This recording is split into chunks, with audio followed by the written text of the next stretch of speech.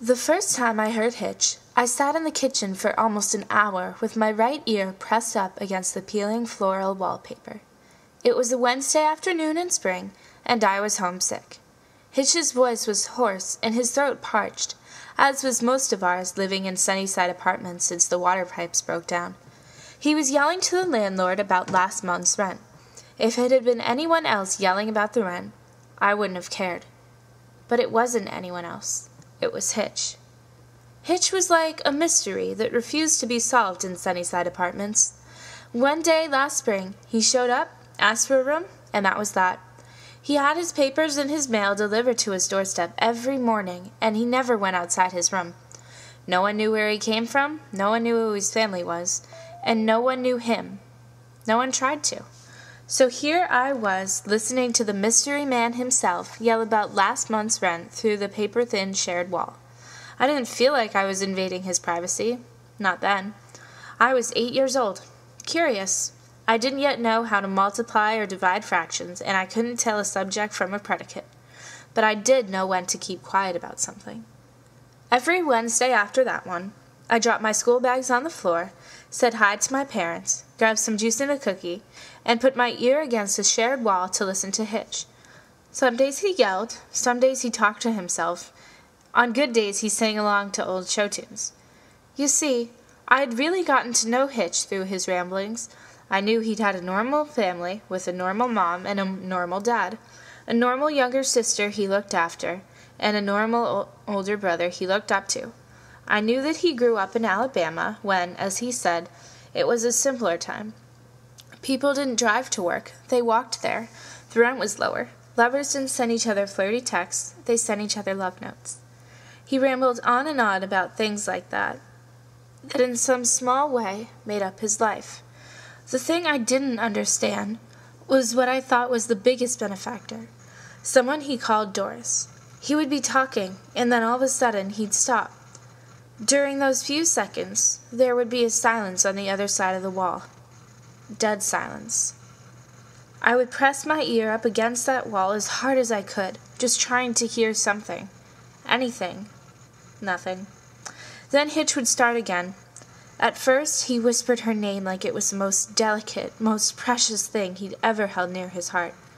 He would gradually say it louder, repeating the word over and over until he was almost screaming it. There was a faint pause in which I would hear Hitch grabbing a handful of tissues. Then, Hitch would break down and cry. Those were his bad days. The Doris days. The days Hitch would cry. A year and a winter went by with me doing this, until one day his crying got out of control. I knew that I needed to tell someone, anyone that could help, about Hitch's sobbing, but I somehow thought that I could fix what was ever wrong myself. Every kid wants a chance to be a hero. This chance, I thought, was mine. I was not going to give it away. One day, my mom told me that even the smallest things you do for the world can help. So do as many small things as you can for the world, and it will all add up. That was when I had my idea. I would write little notes to him, just slip them under his doorway, to let him know that someone cared. I would write something to ask if he'd had a good day, or I would tell him something funny that happened to me. Just sweet nothings in the hope of making his day better. Some days I would tell him to write back, but he never did. I didn't want to give up on him, so I kept writing. Gradually, his Wednesday afternoon ramblings got happier. He even laughed sometimes, a big hearty laugh that would brighten up my day.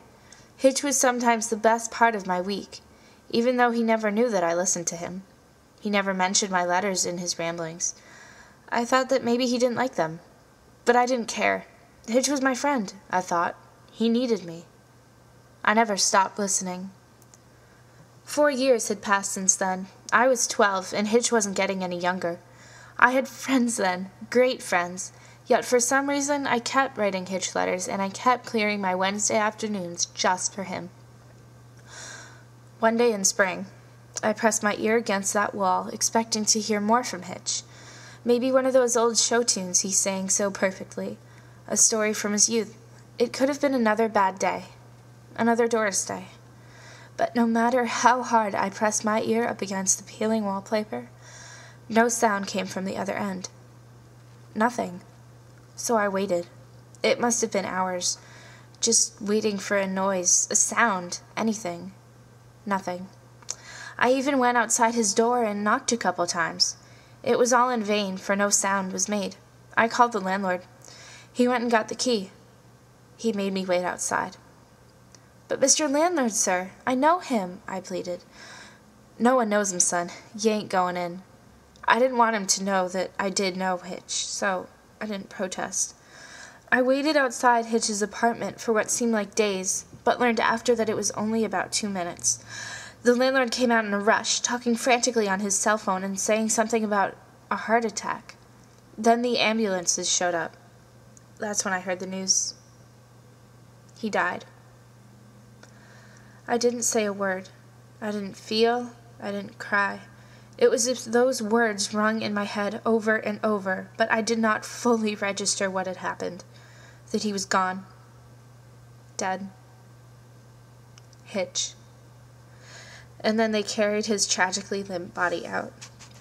I had always pictured him so strong, so sure, but the face that filled my vision was not the face that filled my imagination. His skin was pale, rough.